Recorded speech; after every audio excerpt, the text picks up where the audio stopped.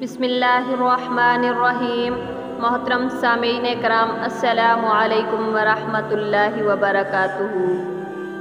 نبی کریم صلی اللہ علیہ وآلہ وسلم ایک دن اپنے چند جانثاروں کے حلقے میں تشریف فرما تھے کہ نہایت ہی بے ڈول جسم اور بدے چہرے کے ایک کالے رنگ کا شخص ڈرتے جھجکتے نبی کریم صلی اللہ علیہ وآلہ وسلم کی خدمت میں حاضر ہوا اور عرض کیا، اے اللہ کے رسول صلی اللہ علیہ وآلہ وسلم، جیسا کہ آپ دیکھ رہے ہیں میں نہایت ہی بدصورت اور کالے رنگ کا آدمی ہوں۔ لوگ مجھے دیکھ کر نفرت سے منہ پھیر لیتے ہیں۔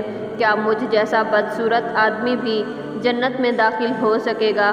نبی کریم صلی اللہ علیہ وآلہ وسلم نے ان پر لطف و کرم سے بھرپور نظر ڈالتے ہوئے فرمایا، اس ذات کی قسم جس کے قبضہ قدرت میں میری جان ہے، تمہیں تمہاری بدصورت سیاہ رنگت جنت میں داخل ہونے سے ہرگز نہیں روکے گی، لیکن شرط یہ ہے کہ اللہ سے ڈرو اور میری رسالت پر ایمان لاؤ۔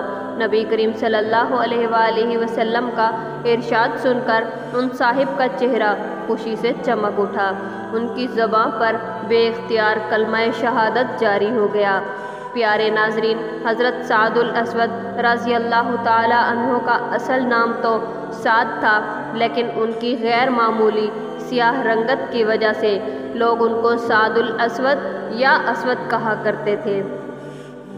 حضرت سعد الاسود رضی اللہ تعالی عنہ نے بارگاہ رسالت میں عرض کیا، یا رسول اللہ صلی اللہ علیہ وآلہ وسلم، میں نکاح کرنا چاہتا ہوں، لیکن کوئی شخص میری بدصورتی کے سبب مجھ کو رشتہ دینے پر راضی نہیں ہوتا۔ میں نے بہت سے لوگوں کو پیغام دیے، لیکن سب نے رد کر دیے۔ ان میں سے کچھ یہاں موجود ہیں اور کچھ غیر حاضر ہیں۔ نبی کریم صلی اللہ علیہ وآلہ وسلم جانتے تھے کہ اس سیاہ فام شخص کو اللہ تعالیٰ نے نورانی جبلت عطا کی ہے۔ جوش ایمانی اور اخلاص فی الدین کے اعتبار سے اس کا مرتبہ بہت بلند ہے۔ نبی کریم صلی اللہ علیہ وآلہ وسلم نے فرمایا، سعد گھبراؤ نہیں، میں خود تمہاری شادی کا بندوبست کرتا ہوں۔ تم اسی وقت عمر بن وہب رضی اللہ تعالی عنہ کے گھر جاؤ، سلام کے بعد ان سے کہو کہ نبی کریم صلی اللہ علیہ وآلہ وسلم نے آپ کی بیٹی کا رشتہ میرے ساتھ کر دیا ہے۔ نبی کریم صلی اللہ علیہ وآلہ وسلم کا ارشاد سن کر حضرت سعد الاسود رضی اللہ تعالی عنہ خوش ہوئے۔ خوشی کے ساتھ حضرت عمر بن وہب رضی اللہ تعالی عنہ کے گھر کی طرف چل دیے۔ حضرت عمر رضی اللہ تعالی عنہ نئے نئے مسلمان ہوئے تھے، ابھی ان کے مزاج میں زمانہ جاہلیت کی سختی موجود تھی۔ حضرت سعد رضی اللہ تعالی عنہ نے ان کے گھر پہنچ کر انہیں نبی کریم صلی اللہ علیہ وآلہ وسلم کے فرمان سے مطلع کیا۔ ان کو بڑی حیرت ہوئی کہ میری ماہ پیکر ذہین و فطین لڑکی کی شادی ایسے بدصورت شخص سے کیسے ہو سکتی ہے۔ انہوں نے سوچے سمجھے بغیر حضرت سعد رضی اللہ تعالی عنہ کا پیغام رد کر دیا۔ بڑی سختی کے ساتھ انہیں واپس جانے کے لیے کہا۔ سعادت مند لڑکی نے حضرت سعد رضی اللہ تعالی عنہ اور اپنے باپ کی گفتگو سن لی تھی۔ جو ہی حضرت سعد رضی اللہ تعالی عنہ واپس جانے کے لیے مڑے تو وہ لڑکی لپک کر دروازے پہ آئی اور آواز دی، اللہ کے بندے واپس آؤ، اگر واقعی رسول اللہ صلی اللہ علیہ وآلہ وسلم نے تمہیں بھیجا ہے تو میں بخوشی تمہارے ساتھ شادی کے لیے تیار ہوں۔ جس بات سے اللہ اور اس کا رسول صلی اللہ علیہ وآلہ وسلم راضی ہیں، میں بھی اسی پر راضی ہوں۔ اسی اثنا میں حضرت سعد رضی اللہ تعالی عنہ آگے بڑھ چکے تھے۔ معلوم نہیں انہوں نے لڑکی کی بات سنی یا نہیں۔ حضرت سعد رضی اللہ تعالی عنہ بارگاہ رسالت میں حاضر ہو کر سارا واقعہ بیان کر دیا۔ ادھر ان کے جانے کے بعد نیک وقت لڑکی نے اپنے والد سے کہا، ابا، قبل اس کے کہ اللہ آپ کو رسوا کرے، آپ اپنی نجات کی کوشش کیجئے۔ آپ نے بڑا غضب کیا کہ رسول اللہ صلی اللہ علیہ وآلہ وسلم کے فرمان کی پرواہ نہ کی۔ نبی کریم صلی اللہ علیہ وآلہ وسلم کے قاصد کے ساتھ برا سلوک کیا۔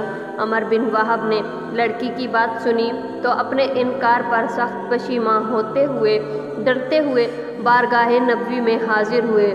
نبی کریم صلی اللہ علیہ وآلہ وسلم نے ان کو دیکھتے ہوئے فرمایا، تم ہی نے میرے بھیجے ہوئے آدمی کو لوٹایا تھا۔ عمر بن وہب نے عرض کیا، یا رسول اللہ صلی اللہ علیہ وآلہ وسلم، بے شک میں نے اس آدمی کو لوٹایا تھا، لیکن یہ غلطی لا علمی میں سرزد ہوئی۔ میں اس شخص سے واقف نہ تھا، اس لیے میں اس کی بات کا اعتبار نہ کیا اور اس کا پیغام نامنظور کر دیا۔ خدا کے لیے مجھے معاف فرما دیجیے، مجھے اپنی لڑکی کی شادی اس شخص سے منظور ہے۔ نبی کریم صلی اللہ علیہ وآلہ وسلم نے حضرت عمر بن وہب کا عذر قبول فرمایا اور حضرت سعد الاسود سے مخاطب ہو کر فرمایا کہ سعد، میں نے تمہارا نکاح بنت عمر بن وہب سے 400 درہم مہر میں مقرر کر دیا ہے، اب تم اپنی بیوی کے پاس جاؤ اور اسے لے کر آؤ۔ تو سعد نے کہا، یا رسول اللہ صلی اللہ علیہ وآلہ وسلم، میرے پاس تو 1 روپیہ بھی نہیں ہے، 400 درہم کہاں سے لاؤں؟ تو نبی کریم صلی اللہ علیہ وآلہ وسلم نے فرمایا، اچھا، گھبرانے کی کوئی ضرورت نہیں، حضرت علی، حضرت عثمان اور عبد الرحمن کے پاس جاؤ، ان سے کہو کہ تمہیں 200 درہم دیں، پھر تیرے پاس 600 درہم ہو جائیں گے، 400 درہم مہر عطا ہو جائے گا، 200 سے اپنا کوئی کام کر لینا۔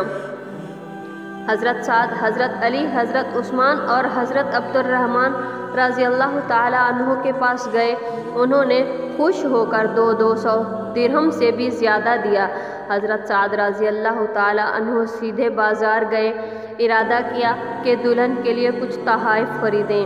ابھی کوئی چیز نہیں خریدی تھی کہ ان کے کانوں میں ایک منادی کی آواز پڑی جو پکار رہا تھا، اے اللہ کے شہ سوارو، جہاد کے لیے سوار ہو جاؤ اور جنت کی بشارت لو۔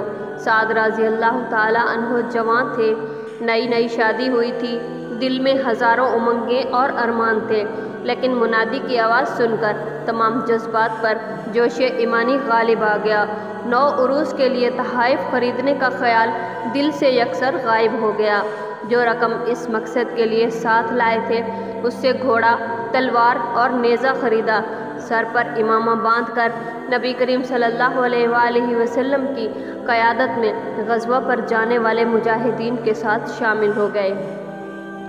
میدان جہاد میں پہنچ کر حضرت سعد رضی اللہ تعالیٰ عنہ ایسے جوش و شجاعت کے ساتھ لڑے کہ بڑے بڑے بہادروں کو پیچھے چھوڑ دیا۔